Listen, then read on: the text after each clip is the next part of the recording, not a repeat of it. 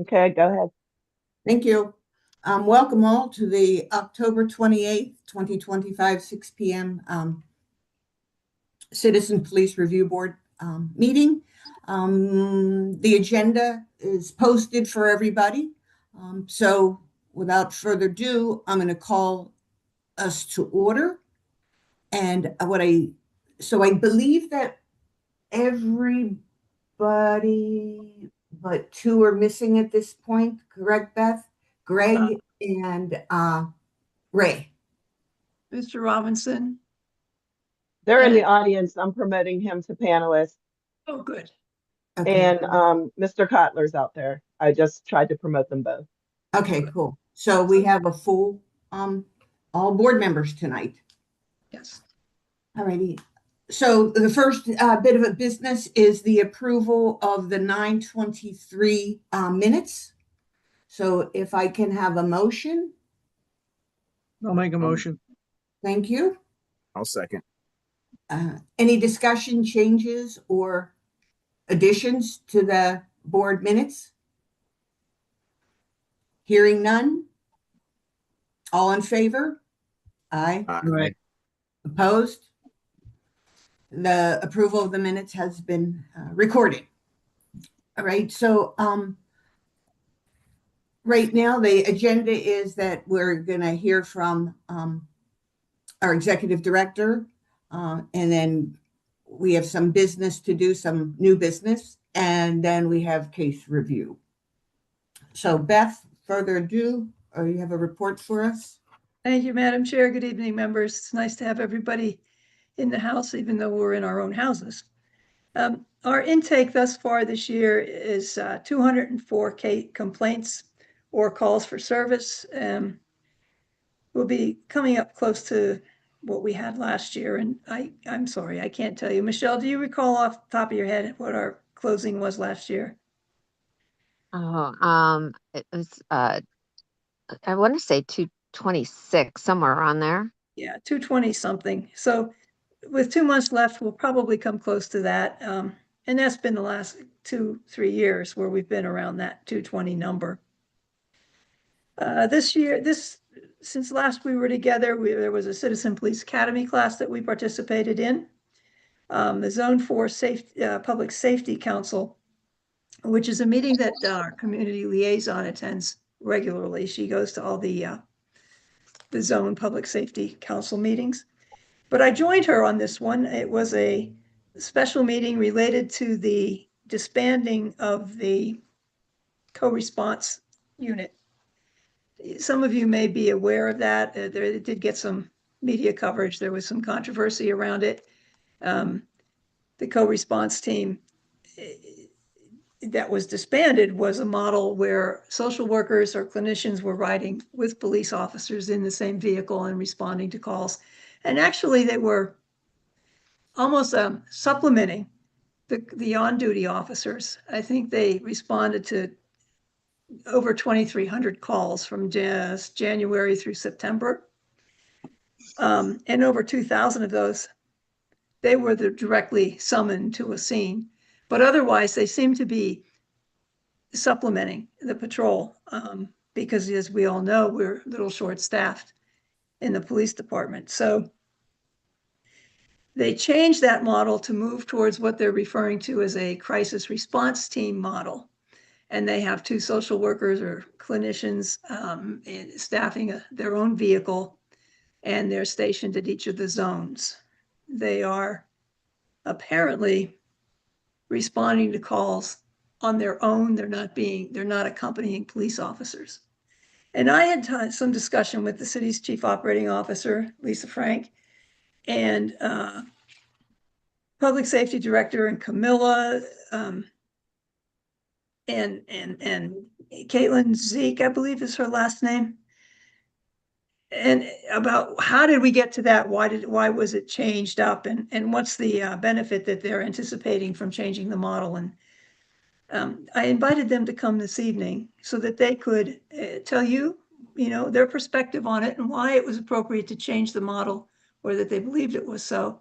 And also, though, so that you would have an opportunity to hear from them the success stories of their other teams. They have the post overdose team. They have the reaching out on the streets team. They participate in the REACH program. There are a lot of good things going on. I mean, the fact that this was disbanded doesn't necessarily mean that, all is not over there. They've done some very good work. This unit just seems to need a little bit more organization and a little bit, maybe more direction. And I don't mean that in terms of their goal. I mean, maybe what I mean is discipline.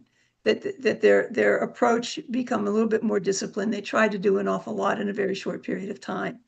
And as a result, they're finding some of these other things out in terms of their operations. What we were particularly interested in hearing was whether this had an impact on the incidents of officers' use of force, if there was any impact or an increase in complaints on that unit or against officers involved in that unit, through OMI.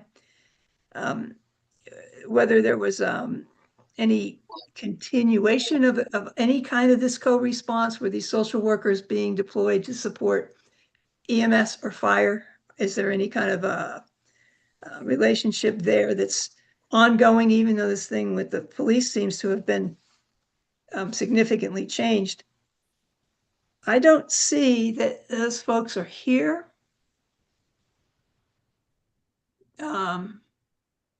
Stephanie, do you see?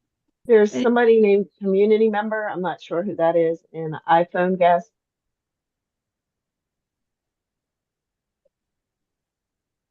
Well, could we ask if Ms. Frank is here or anyone from the Office of Community Health and Safety?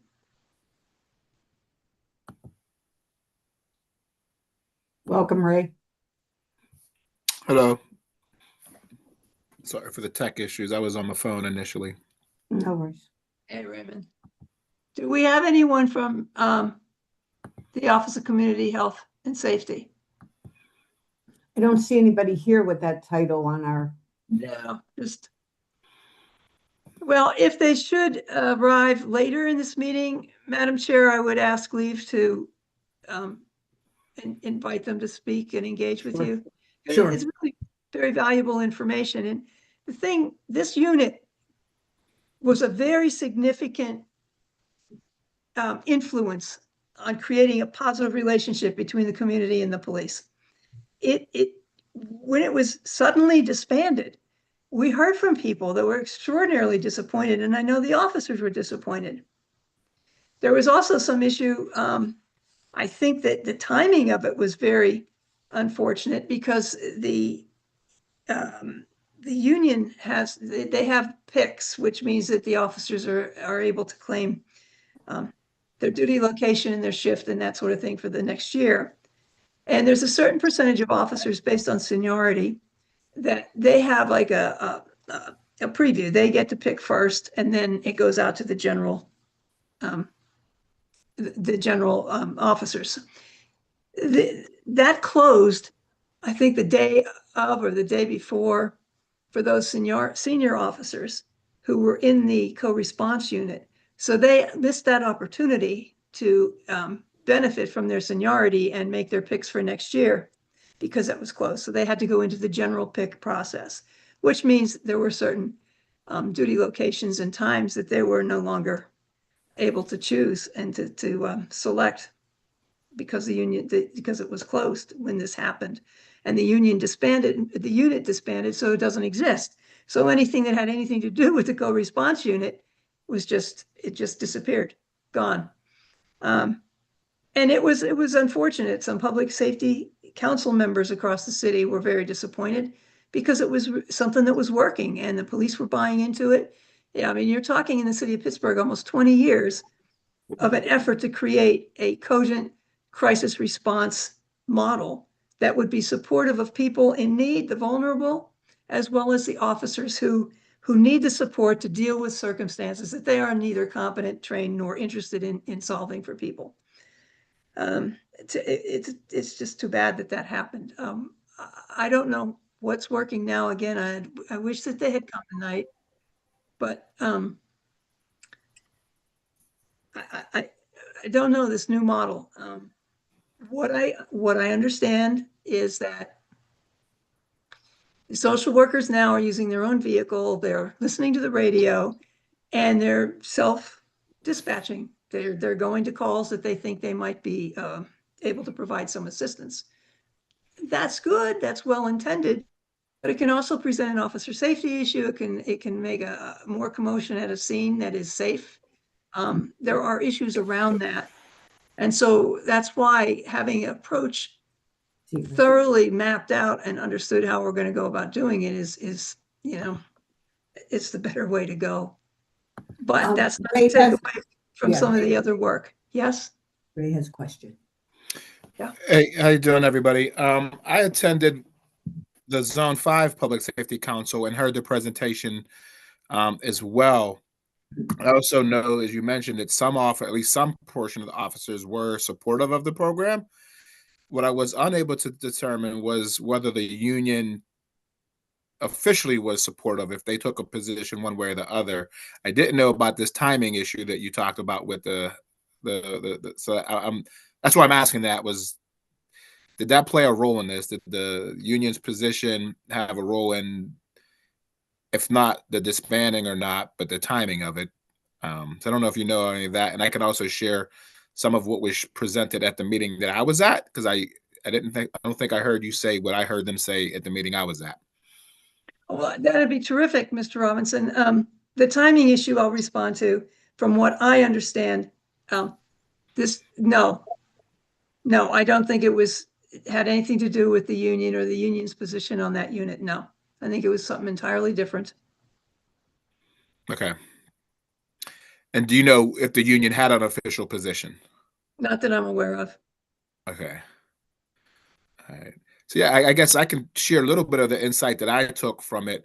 Trying to think who was at our meeting. Director of Public Safety was there, and 2 city council members were there, and the acting commander for Zone 5 was there. So they all were there. They all kind of were sharing. I think Councilperson Gross actually did a lot of the presenting because other folks weren't there yet.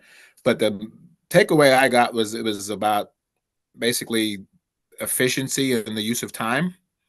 And they described the example that I guess these officers that were paired with the clinicians kind of were like a pair. Mhm. And if there was a call that did not require the crisis clinician, but that officer was either in proximity or had to respond to it, the clinician had to go to that, and they felt like, all right, this is a waste of that clinician's time. Or if there was they even said something like, which I don't know how we couldn't address this, if the officer had to go to court, like the clinician now is tied up and can't do anything for the hours that the officer's at court, because that's like their buddy. And again, I was a little dismayed by some of that. I thought that we could figure that out. They did say they are going to be evaluating this new iteration of the clinicians going out solo. I know one of the responses from the community was, well, will that impact the time, right? The response time, because a clinician riding along with an officer obviously is going to get there quicker than civilians driving in their own car to a situation. They didn't really, they didn't really have they didn't think that would be a significant time change. The other thing that they had shared, what was the other piece? Oh yeah, you mentioned about the calls, about being dispatched. I'm pretty sure they had also mentioned that dispatch could send the crisis clinicians on, so it wouldn't be just them listening to calls and responding, but they would get dispatched as appropriate, which led to the question, well, what's that training look like? Who's making that decision to say, yes, this needs to get the crisis clinicians out there? Is that 911 operator? Or I think there was some intermediary there, but I don't remember what that. This seemed like it wasn't the system that was working initially. And I think the last thing that I kind of took from that was, again, this was some concern from the community, was, does that put us back in the position? Because one of the things they said was the police can call for them too. So if an officer is on a call and they need the clinicians, they could then request them, which again gets into having them there was kind of to stop that from happening, because now you have an officer who might have to deal with the combatant or somebody, and then at the same time request the clinician to deal with another issue that might be going on, or another person. And would that happen, or are they going to just go into the mode that they got to address with as a law enforcement officer? So yeah, that was some of the stuff that kind of come up in the discussion in Zone 5 earlier this month. And that's pretty well summarizes what we heard also. But that raised some questions too, in terms of how they're paired. You know, that whole issue of them being tied together. The other part of that is that my understanding is that those officers that were assigned to co-response, they rarely go to court. So that's kind of like maybe that's not a big deal, a big influence on it. And the dispatch, I understand now that there was some of it was coming out of their office, which, you know, wasn't clear. The triage of the calls, I believe, have been,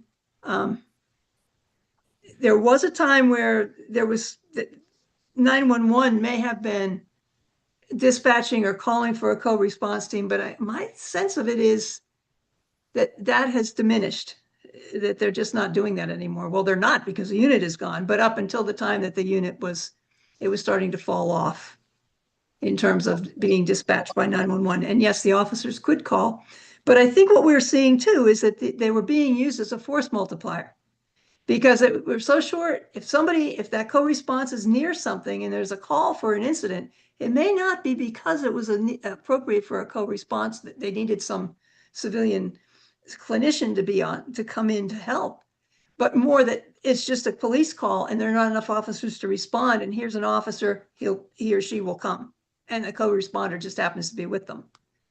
So I think they were being used somewhat as that kind of a force multiplier. The dispatching through the office and the court stuff, that's in fairness to them, they have a really good idea.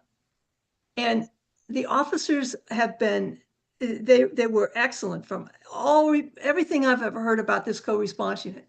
They were getting high praise from the community. People were glad to see them. They were building bridges and relationships where that's been very difficult to be accomplished.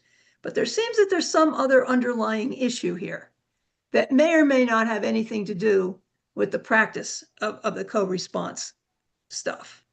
You think it's the union, or is I it doubt it. I Okay. doubt that it's the union. I don't think the union would care or mess around with that. I mean, they may have, I think the union's concern may well be the shortage of officers available to answer calls. Right. And here there's this cadre of officers set aside and dedicated to the co-response stuff. So it was an When you look, it was an when you look at administrative, I'm sorry, it was a pure administrative decision? apparently, Okay. and it was an abrupt decision. Okay. You might recall the controversy that on a Friday, the governor came and the mayor, and they were all singing the praises of how this co-response unit has made such a big difference in the quality of life in the zones where it was being practiced. That was on a Friday. The following Tuesday afternoon, the unit was disbanded. Poof. No notice, no advance notice, like a week before, we're going to change transition period, nothing. It was just stopped.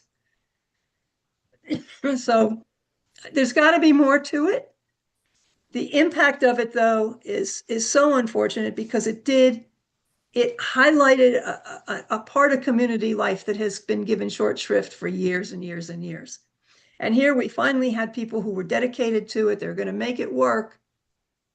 Then for some alleged efficiency reason, it was terminated. And when I look at the calls that they were participating in, they had a huge number of calls in the zones that demonstrated that they were meeting a need. There was a reason for it, but they were also going on calls which is why I said that it impresses me that to some extent they were being used as force multipliers, because you don't need a co-response person going, excuse me, to I don't know, a missing person necessarily if there's nobody there, or that's in crisis because they're upset because somebody's missing, or there's a nuisance call. Why do you need a co-response, a clinician there at a nuisance call, that kind of thing. So it looks more like they were going to a lot of calls, not all of which were based on a need for a clinician. So hence they were being used as somewhat of a force multiplier. I don't know. But the use of force was another reason that it was promoted so strongly, that it would demonstrate that this kind of a therapeutic or a professional intervention would reduce the need for police to use force to gain control of a situation. That's why we'd be interested in seeing the use of force numbers. Did they change at all? Was there any impact on that? And no pun intended on impact, but you know what I mean, that there was a positive that came out of that. And then again, of course, were there any complaints related to this unit? We never received a complaint about them. The most critical time or critical incident that we had anything to do with was in 2024, the unfortunate death of Faye McCoy on the West End Bridge, where the officers there tried everything they could to bring her to a safety situation, and she was afraid of them. And there was no support for the officers trying to intervene with her, and there was no support for her trying to intervene with her to get her to do something. The officers could not just grab her and disappear her, put her in the car and take her, because that would have been arresting her, and there was no reason to arrest her. So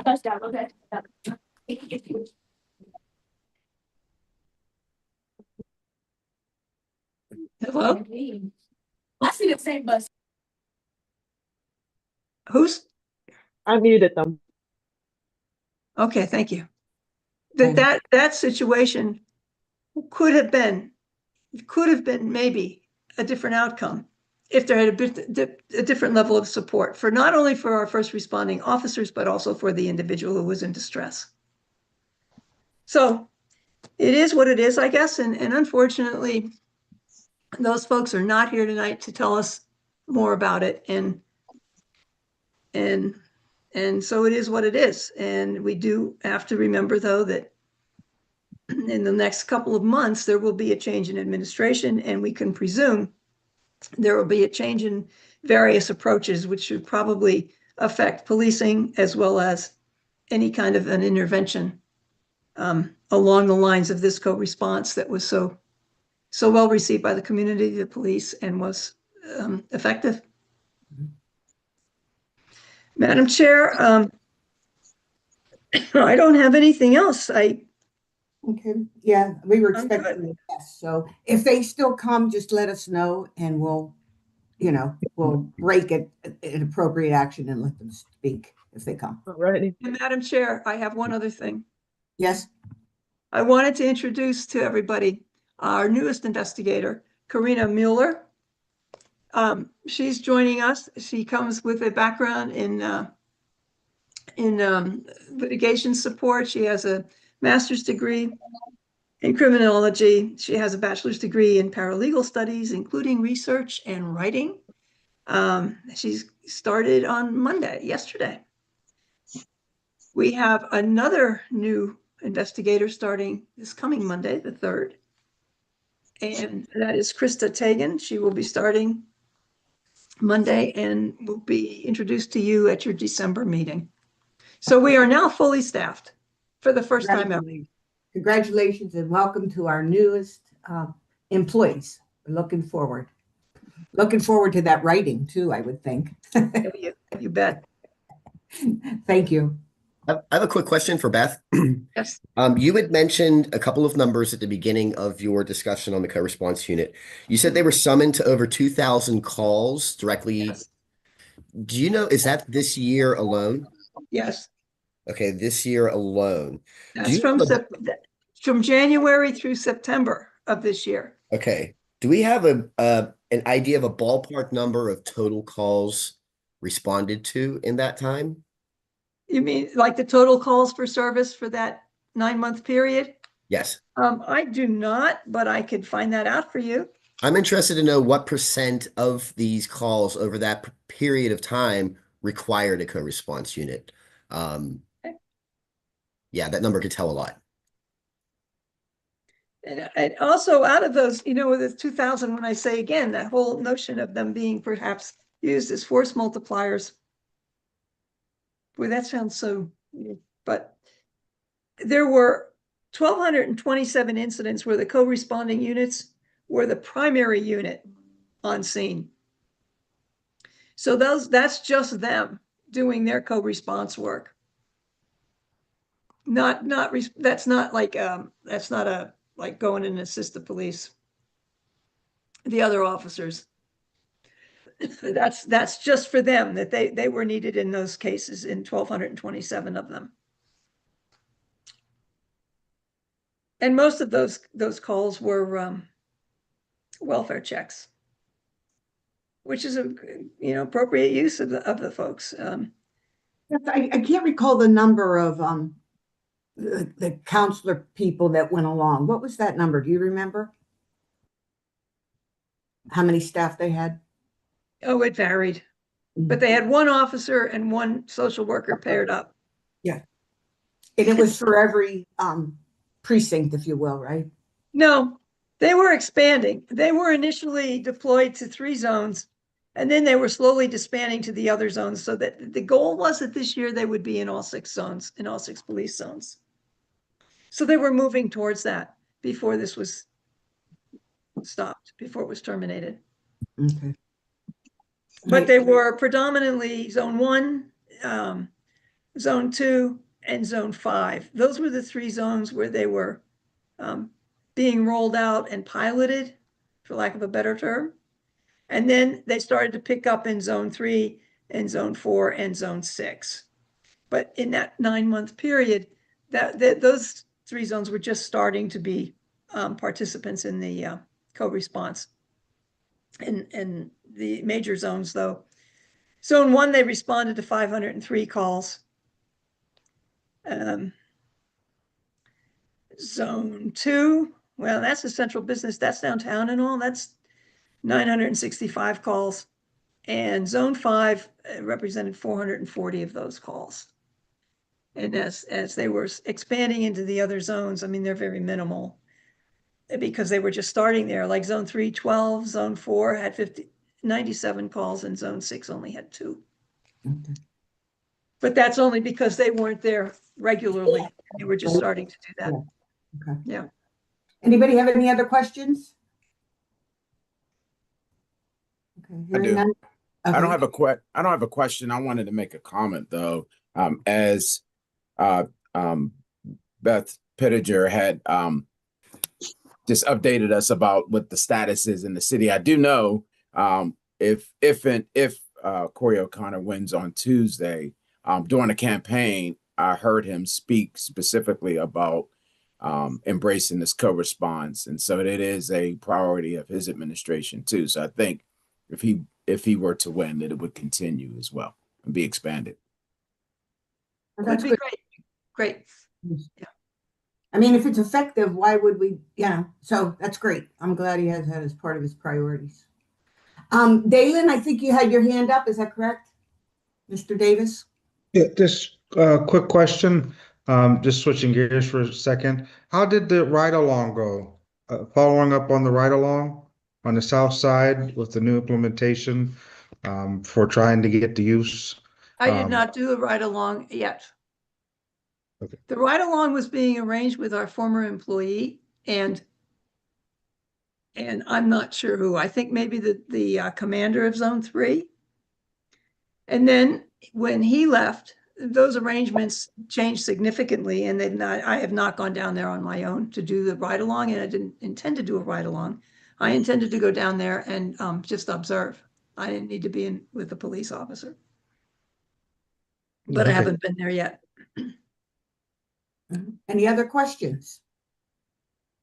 Okay, hearing none. Beth, your report, are you complete or you need more time here? No, ma'am, I'm finished. Thank you. Thank you.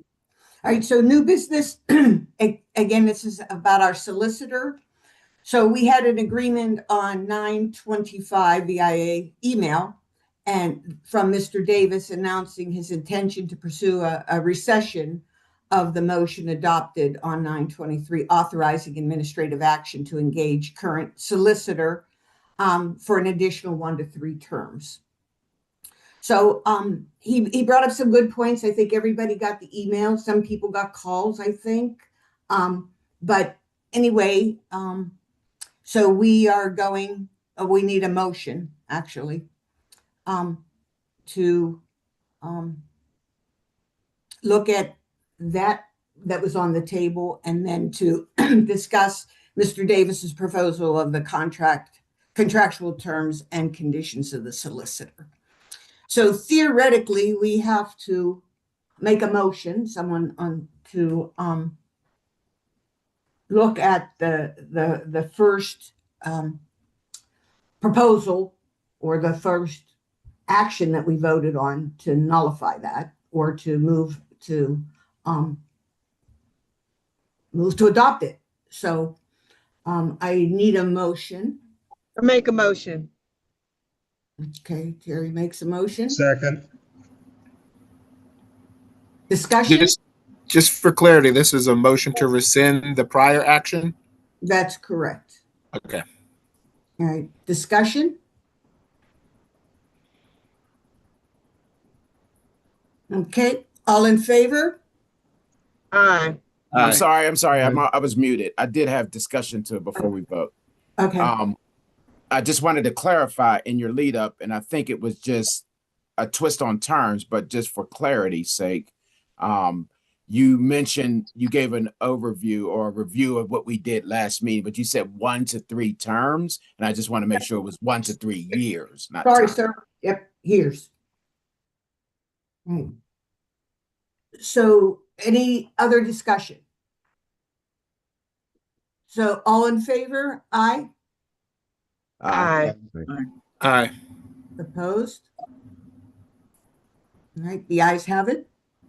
All right, so we now have to talk about Mr. Davis's proposal of contractual terms and conditions of the solicitor.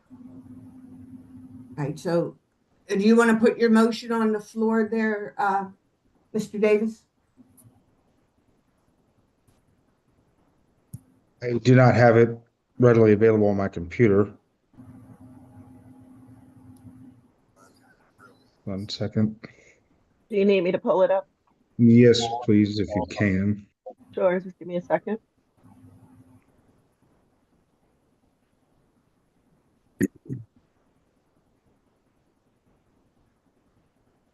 Am I pulling up the email you sent to the board? Yes. And then the other question, Dr. Garuccio, is it best served that we have this conversation in executive session, or should it be here? It should be here, sir, because of the Sunshine Act. And I can ask Mr. Wright if I spoke correctly, but I think that everything we do around this has to be, with the Sunshine Act. But Mr. Wright, you want to chime in if you need? You're on mute, sir. Got it. I had a mute and phone and on the computer. No, I think you're right about the Sunshine Act. The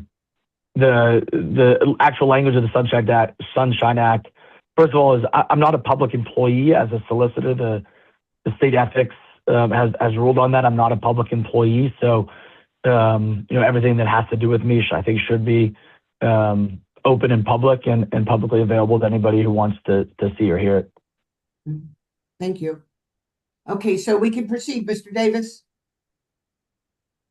Well, did everyone have a chance to review the proposed terms? I mean, this is really just a conversation at this point. As far as any concerns, addressing anything that was listed in the proposal.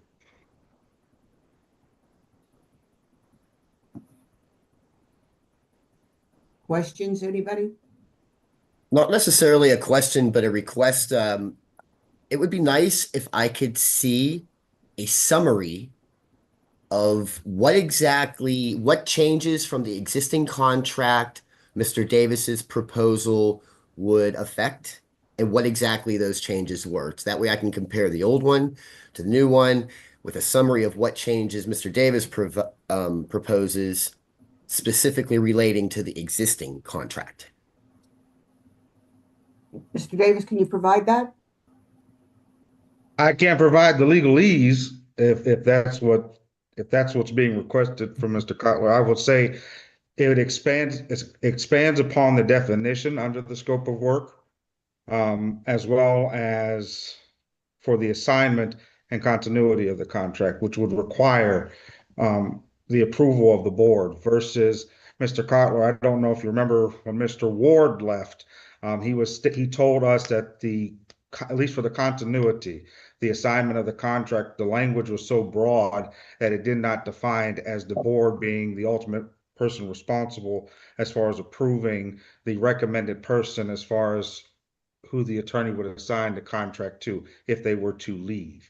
It just had a broad, sentiment of somebody in an authority capacity could approve the recommendation as far as assigning the duration of the contract.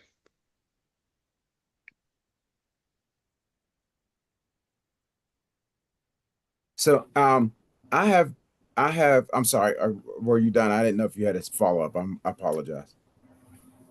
You can go ahead. I'm still thinking about what I'm trying to say. I do have some concerns about item B and the language used here about the solicitor shall report directly to the chair and the full board and not to the executive director. And as I'm raising this, I know that I'm a little concerned about the report. Now I get on the second end of that about managerial duties and stuff, trying to keep, clear lanes of responsibility and accountability. I don't have a hiccup about the latter part, but the report to part could be misleading. And I think I don't want to handcuff the director's ability to interact with the solicitor and have language in contract that would prevent that. And so I'm raising it. If it doesn't do that, I'm okay. But I want to make sure that we're not conveying something that we're not intending. I think the executive director needs the freedom to be able to interact and report back to us as necessary. But I just said with that whole report shall not report to, it may need some clarity, but I'm not as comfortable to limit the ability for those interactions to take place. And Mr. Williams, I do hope, again, spirit, intent, and again, this is just a proposal, so we can always rearrange the words. But the intent is for the engagement of the executive director and the solicitor to be co-equals in this form of fashion. Specifically, in the event, like they should be symbiotic, right? Because they both interact with the board in some capacity at some point in time. The goal here is not to impede on any of the executive director's duty, but rather to, if something was to happen to whoever is in the position of executive director, we would want our solicitor to help advise the board in that absence or vacancy of the executive director's position. And vice versa, it's the responsibility of the executive director to go out in case there's something happens to Mr. Wright in the solicitor's capacity to find a recommended person for the organization to fulfill that role and responsibility. Well, didn't our initial, more simple scope of work address that also? I'm sorry, you broke in and out. Okay, so the original one that we have used in the past, the boilerplate that the county uses for subcontractors. The way this reads to me is that this is a city document. And we in fact are not part of the city's solicitor's contract. We get ours through an issue with the board, and it's a boilerplate that seems to encompass all that you're talking about, except for this direct to the chair and the full board and not the executive director. So I'm not sure, from my perspective, why we are changing something that we're taking the language out of now, why our other boilerplate is not appropriate. Clearly defining the roles of what the solicitor actually is currently doing. The current template does not define, I would say, as explicitly as the outline proposal does on that contract template. It's also a professional service agreement. Yes, we cannot amend or change, let's say, like the pay rate that is being proposed to pay the solicitor. We cannot can. amend. We can. We can't. We can. We can't change the pay rate. Yes, we can.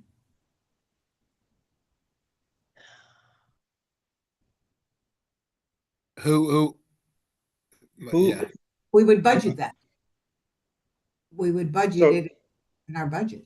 But I'll let the executive director who does the budgeting address that. Oh, okay. It's from my understanding that the solicitor is allocated through city council as far as that dollar amount. Can we get some clarity, Ms. Pittenger? I'm happy to clarify a couple of things that you just brought up, Mr. Davis. The rate that the solicitor is paid is based on a retainer of $40,000 a year, paid $10,000 a quarter. They are available to us anytime for anything that the board needs and to keep the board within the parameters of their legal restraints. The rate of pay, that retainer fee, was established in 1999 and it has not changed since. And that has been a determination by the board that they wish to keep it at that level. And that has always been in concert with the contracted solicitor. The language that you referred to, that the assignment of the contract, this is the first time, this contract, I believe, that we were actually able to negotiate that clause into the contract, because before, and what you're suggesting now, potentially, would put it back in the hands of the city. And then thereby the city could determine who your solicitor would be. And it gave them control over that contractual relationship between you, the board, and your solicitor, as opposed to you having control over the contract and your solicitor. That's why the assignment clause was placed in there, and it was the result of advocacy from your predecessor board, because of the influence that having someone else control your solicitor, that's not a good idea. It interferes with your independence. So that's why that assignment clause went in. And I would recommend that you retain that clause, because otherwise you relinquish control over your own solicitor. And that's a big worry. Yes, I concur with that. Alrighty. So I guess, Go ahead. I know we don't have both of them here to kind of review the contract that we, the motion from last month and the proposal here. And I think to Mr. Kotler's question earlier, like it would be cool if we were able to kind of see those, what were the changes? Obviously we discussed a couple of them here, but like something specific to that. This is what the city uses, and Mr. Davis, you could clarify that, but this is what the city uses to reach out to their solicitors, right? Which is more of a contractual agreement than a service agreement. So I guess there's a lot more legalese in it, and a lot less freedom for us in it. So I guess I understood like the relationship between our solicitor and the board and the solicitor in the city is not necessarily the same. Correct. And so I guess, Mr. Davis, was there a reason why, and I know you shared some of your concerns last month, but is there a reason why, are you suggesting that we should make our relationship with our board more consistent with this or with our solicitor, with the city and their solicitor? I'm saying under the current contract, there is broad language that's being used, which can be misinterpreted. Like I could read a document and I may read it differently. One of the concerns that I'm bringing back to this group, specifically under the assignment of contract, because that was a concern from Mr. Ward as he left to this body. And I know Mr. Davis, you you hear should me? have your camera on. Yes, if you're going to Sorry. talk. So, Sorry, I'm walking to catch a bus. I just got out understood. of my office, so The public knows who's speaking. gotcha. Can you hear me? Yep. Yeah, go ahead. Finish your Yeah. thought, please. Yeah, I was just specifically for that particular. I done lost my train of thought. I done lost my train of thought. I'm sorry. No, it was apparently the template you're using here is similar to the one that the city uses with their solicitor. I guess my question was, do you think there is advantages for us to mirror that type of a contract with our solicitor? Yes. Sorry.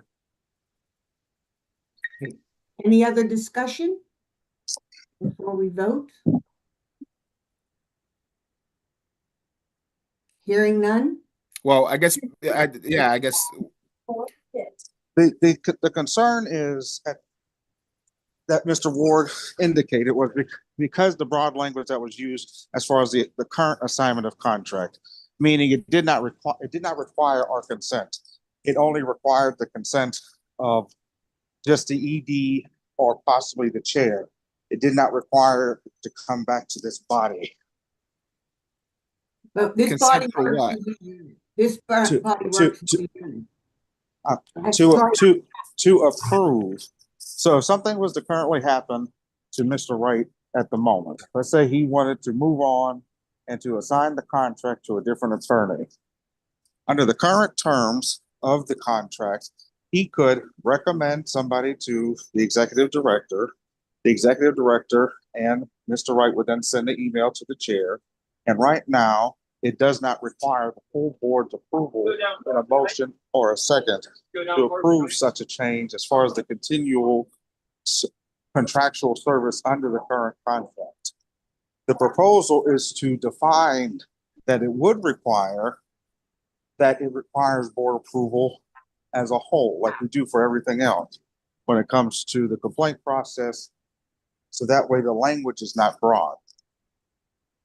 Well, As an example, sorry.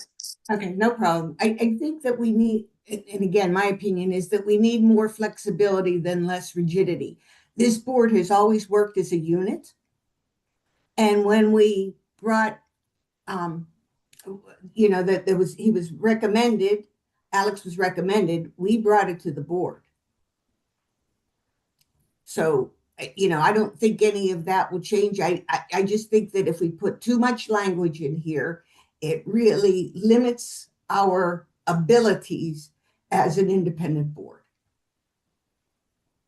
I just want to make a comment about the assignment clause. I pulled up the prior contract.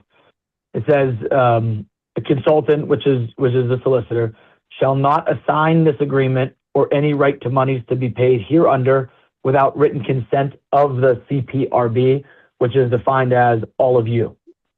None of the services covered by this agreement shall be subcontracted without the prior written approval of the CPRB, which is all of you. So for what it's worth, Does that pretty. That seems to address what your concern was, Mr. Davis? Oh, that is the section that Mr. Ward was stating that was broad language. And it was the Mr. Wright, please forgive me, was that it was just stating a CPRB. It did not state that it was a requirement of the board approval. We are the CPRB.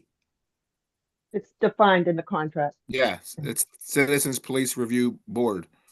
Yeah. That's us. Okay.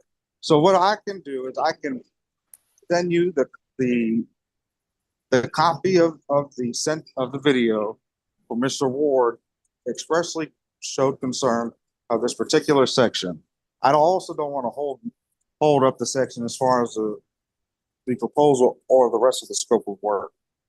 Or it should be, or Mr. Raymond, do you think it's more appropriate for us to get a comparison as recommended by Mr. Kotler and yourself to see the comparison and the changes being recommended? Because I don't have the ability to do that because I'm not hello?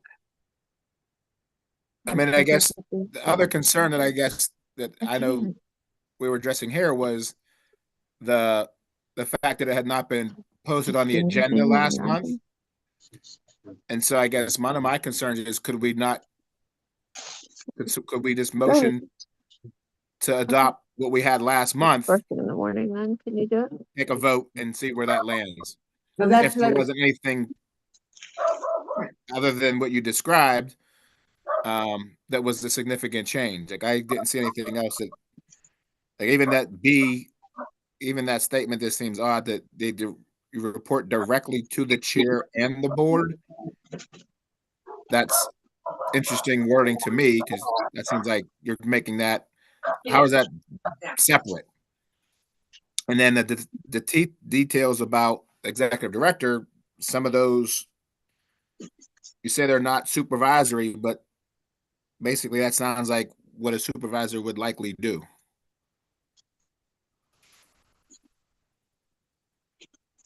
I guess my pushback is your concern as far as the reporting structure or as far as action B? I think they're related. I mean, I voted for the motion last month, so I was content to do that again, just having gone through making sure we. I just also just think it's this concern. so, yeah, you keep breaking up, at least from this side, Mr. Davis. He dropped off. Okay. So we need a motion on the floor to accept Mr. Davis's revised solicitor's contract. Thank you. So we have a motion on the floor to accept Mr. Davis's proposed solicitor's agreement. Can you hear me? Did we get that far? Well, I think I didn't hear any more discussion. Hello? Okay. Does anybody have more questions? For clarity's sake, did we raise a motion and second the proposal? No, we did not. No, we didn't. It was just discussion. I was in mid-sentence before I got cut off for answering Mr. Raymond's question. Well, go ahead.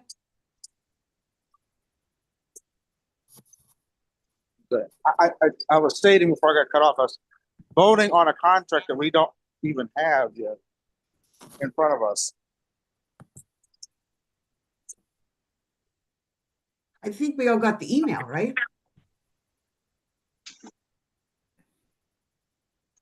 It's Pitchenger's hand raised. Yes, thank you. The contract is struck between, it is standard contract language from the city.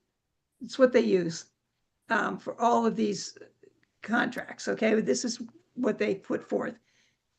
The unique part of it is what you've just discussed, whether or not assignment and how that should all occur. Previous to this last contract, it was up to the city to decide what to do. If for some reason there was a problem with your solicitor, and that was why this clause was inserted.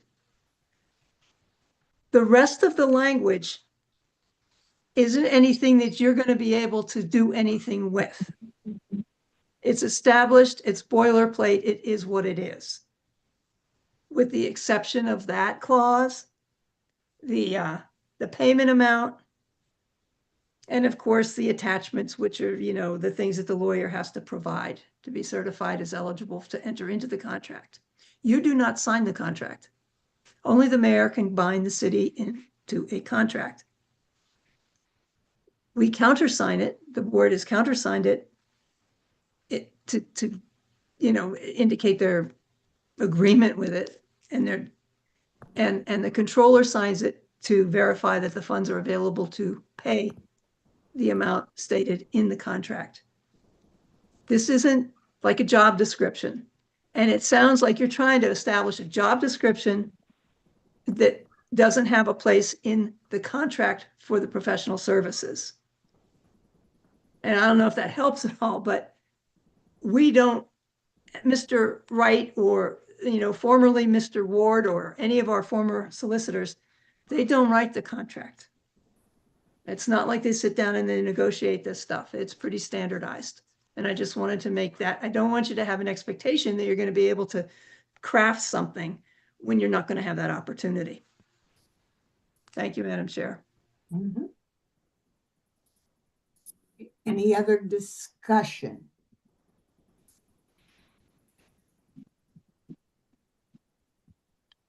Do folks feel comfortable now making a motion, or do you want to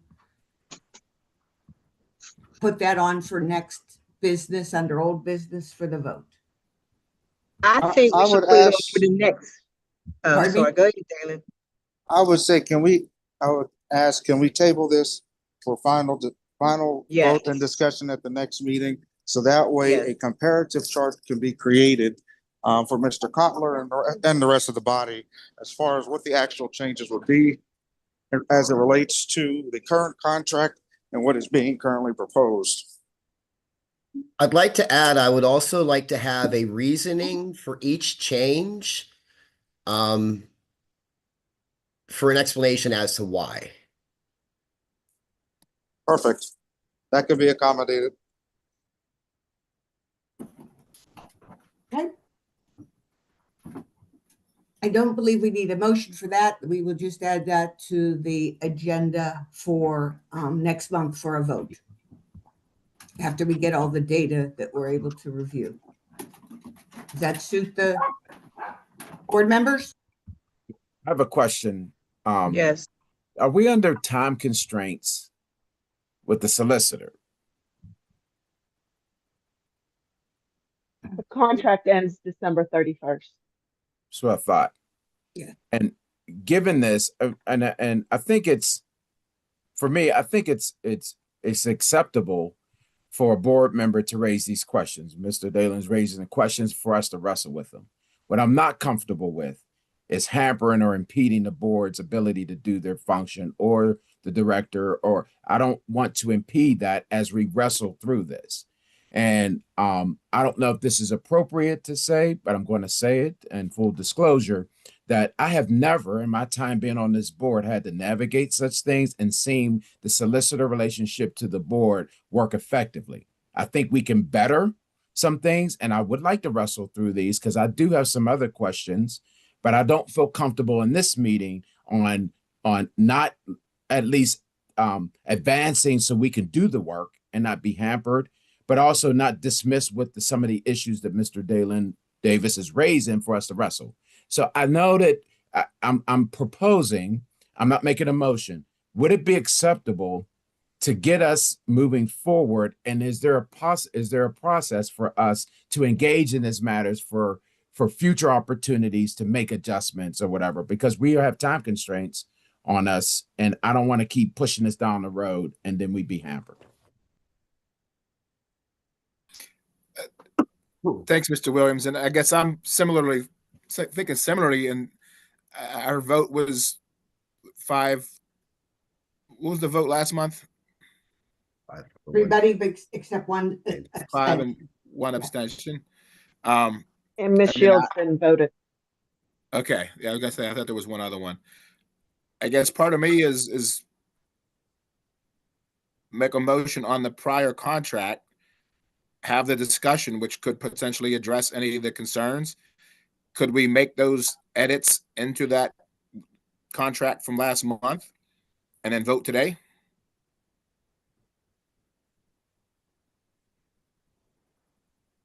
I don't see why not. If I everybody. mean, my only concern was when I read some of the concerns of Mr. Davis was just the process with regard to the Sunshine Act and having it not been on the agenda, I believe. And so my position is, all right, it's on the agenda now. Let's have the vote. Let's have the discussion, have a motion, have the discussion, and have a vote. Unless somebody could tell me anything that was significantly changed that might make me want to vote not for the last one.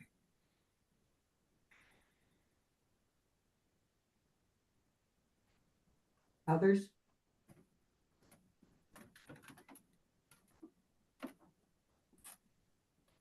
Well, I think that as far as the terms, I mean, there's no opportunity given unless a designating meeting is set between our meetings to have the actual discussion or input as far as the concerns of members. Like I'm getting raw feedback as far as my proposal in tonight's meeting.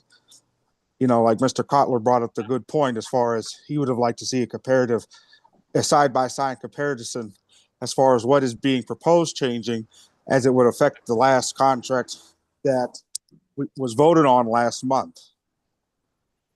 I think taking some time just to produce that so that way other members can be informed in that capacity before voting on this, as far as us taking a set time frame to take that mini assessment would not be out of bounds, in my opinion, but I will respect the wish of the body if that is not what the wish of the body wishes to do. Again, I would just ask, what can we do now that we could do next month?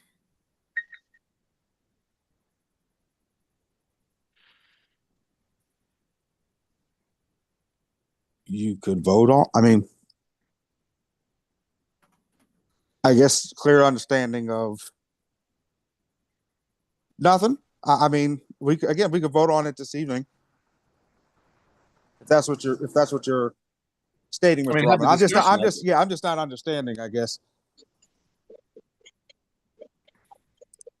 For my own sake and opinion. I think that the summation is, do we want a boilerplate that looks like the city's contract, or do we want the service agreement that we have been using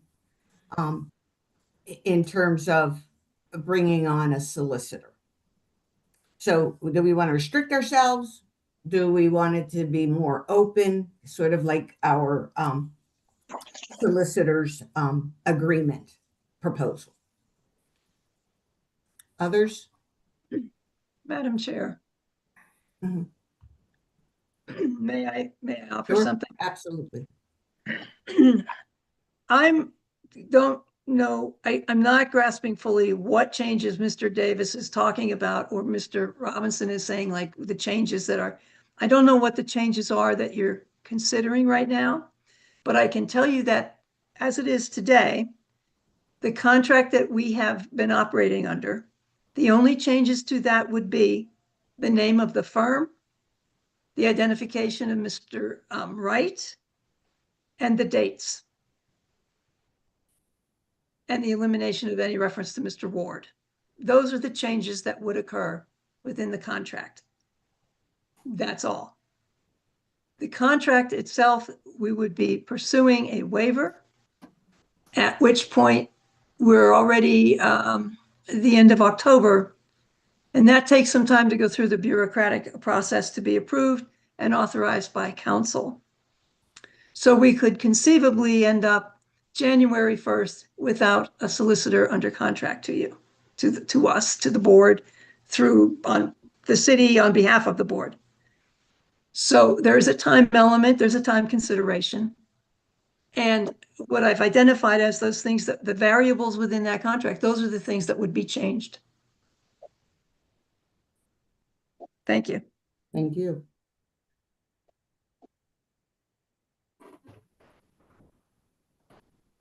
Any other questions?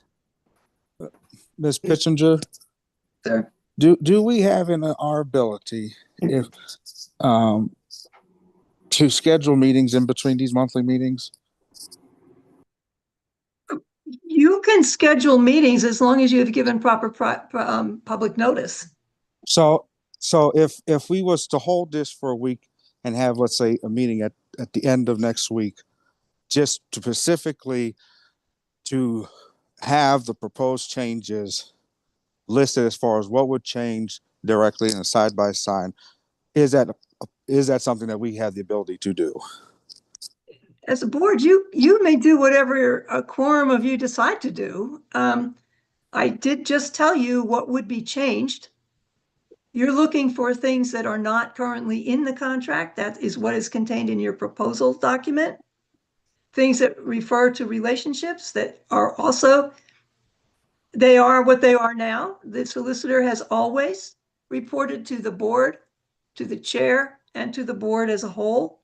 If you look at organizational designs, you'll see that there's a dotted line between me and the solicitor and a direct line between the solicitor and you. That's the reporting mechanism. That relationship is the same. That's all nothing would change other than what you've indicated in your proposal, Mr. Davis. But that doesn't even seem to fit the context of the contractual language. It's much more of a Operational, yeah. It's an operational job description kind of thing, as opposed to, what you're contracting for, which is legal representation. I think Ms. Shields had her hand raised. Yeah, I did. I've been listening, driving and listening, and I heard Mr. Cutler say something about he wanted to see comparisons of what Dalen had and the prior contract. And I think Dalen wants to maybe adjust some things. I don't know, Mr. Davis, let me know if I'm wrong, to make sure that it doesn't go against the rules that Beth just mentioned with the contract, but just changing a little something, tweaking it a little bit. I don't know, but I'd like to hold this into another meeting so I can fully understand the contract and what's going on. And I'm hearing all kind of things right now.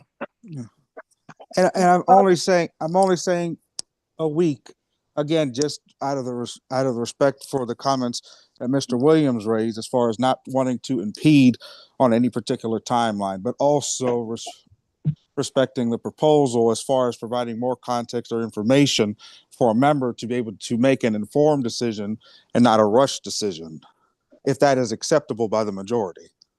I just, the question is, do we want to be very specific or very broad to give us the freedom that we need to do to have representation?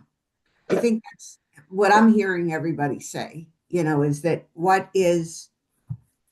do we want more restriction or do we want more freedoms with a more generalized plan that we've used for 25 years? That, from my perspective, I don't see it broken, but I just don't want to put more restraints on us than we have to have as a board to do what we need to do for the betterment of the community and to represent them. I don't want to see it broken either. I just want to see the comparison so I can fully understand. Because Mr. Cutler brought up a good point when he said what was on the list to show us what the difference is. And I believe, like I said again, I think Dalen wants to tweak a little bit because he might have made an error in some of the things that he said, since Beth gave the definition of what it really was and how it should be and how it shouldn't change, because the board shouldn't be restricted. I believe that's what I heard. But anyway, I think it should just be placed on the table. Again, I'll just say, like, I just brought up the minutes, not the minutes, but the packet from last month. I'm looking at what we voted on last month, and it's available to all of us. We all looked at it. At least everyone that was on last month looked at it. We can share it again right now. I'm prepared to make a motion on that. and then we can have the discussion if we think there needs to be something added to what was in there last month. Mr. Davis, I know you're concerned, at least I remember the concerns you made or the concerns you shared. I think we can address those in short discussion and then have a vote. I don't know what next week gives us. We've seen both. We have yours now. We have what we had last month that we all voted on. Well, feel free to make that motion and then we can see where it goes on the vote. Mr. Kotler, did you want to say something? I did not. Are Okay. we waiting? Are we looking for a second, or are we waiting for a motion to be made? Motion. I'm gonna still make a motion. Well, there was a motion on the table that was made and seconded as far as tabling this. So we would have to rescind that to make another additional motion to vote on this, if that is the wish of the body. You're correct. We didn't take the final vote on the rescinding. We did We not. No, we took the vote on the rescinding, but Right. Ms. Shields made the motion to table this. I seconded. Then we Oh. went into deliberations, Mr. Raymond. I got you. So we have to conclude the business of that motion before we can change it or add the motion to vote on the contractual terms currently as being proposed.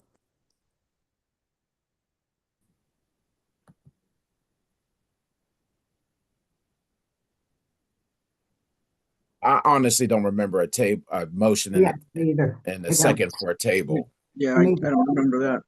I don't remember. I think she suggested it, and I don't think we had a motion for that. Correct. So we don't need to do that. No, we don't have a motion then. So do we want to put a motion on the floor? Mr. Robinson? Yeah, I'm looking for the actual. Maybe this is an issue. I don't know if we had last month an actual new contract, because I'm looking at the one that's dated from a while ago. The motion that was made before, I'm not making it now, I can, but the motion was to extend the solicitor's contract for 1 to 3 years, was the motion that was put forward.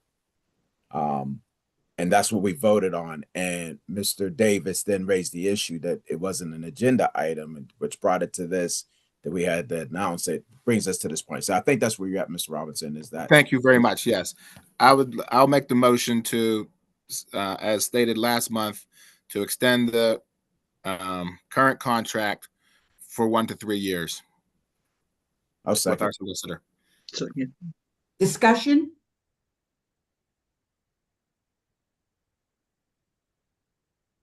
Hearing none, we'll take a vote. All in favor of the proposal on the table, signify by aye. Aye. Opposed? We have no opposition, so it stands. We'll go with the existing contract. Madam Chair, for the record, may I just confirm that the vote was in the affirmative by 1, 2, 3, 4, 5, 6, 7 members? I didn't hear any And there are no abstentions, no abstentions and no no votes. absences. Thank you. Thank you. All right, so it's case review time. And we have 7 cases total. So we have no public hearing, and my thing froze, so I could see 2 of them. So if you could help out, Steph, that'd be great. And I don't know why mine's frozen, but I see 2 of them, 155.25 and 131.25. And it's coming up. Okay, so those 2 are for full investigation. Do I have a motion? Make a motion. Thank you. Second? I'll second it. Thank you. All in favor signify by aye. Aye. Opposed? Ayes have it. Then we have 2 for a 30-day extension, number 127-25 and number 111-25 ED. Do I have a motion? I'll make the motion. Thank you. Second, I'll second. Second. discussion? All in favor signify by aye. Aye. Opposed? The ayes have it. I think there should be one more. 2 for unfounded, 171-25 ED and 085-25. Do I have a motion? I'll make the motion. All right, we got a 1 and a 2 there. Discussion? All in favor? Aye. Aye. And then our last one is unsustainable, is number 136-25 ED. Do I have a motion? Make a motion. Thank you. Second? So moved. Thank you. All in favor? Aye. Aye. Opposed? Ayes have it. That is the end of our case review. And so our next meeting, and if someone could pull that up, because I Yep, am. give me Okay. 1 second. I'm switching it. Sorry. Thank you.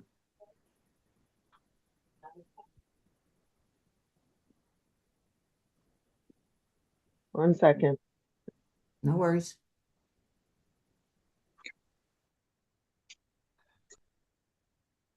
I believe it's in December. Second. Yeah, December 2nd.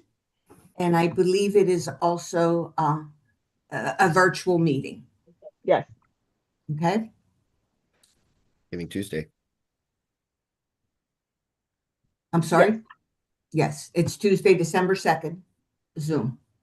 No, I'm sorry. I said Tuesday, December 2nd is Giving Tuesday, the largest day of giving. Oh. Giving City of Tuesday. Pittsburgh, please Yes. think of your favorite nonprofit organization that day. Will do. I second that.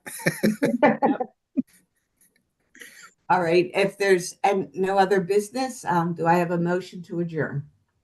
I'll make a motion. Thank you. Second? Second. Thank you. All in favor signify by aye. Aye. Aye. Opposed? Ayes have it. As the song goes, see you in December. Nice. See you, everybody. Thanksgiving, everybody. Good work. Good work.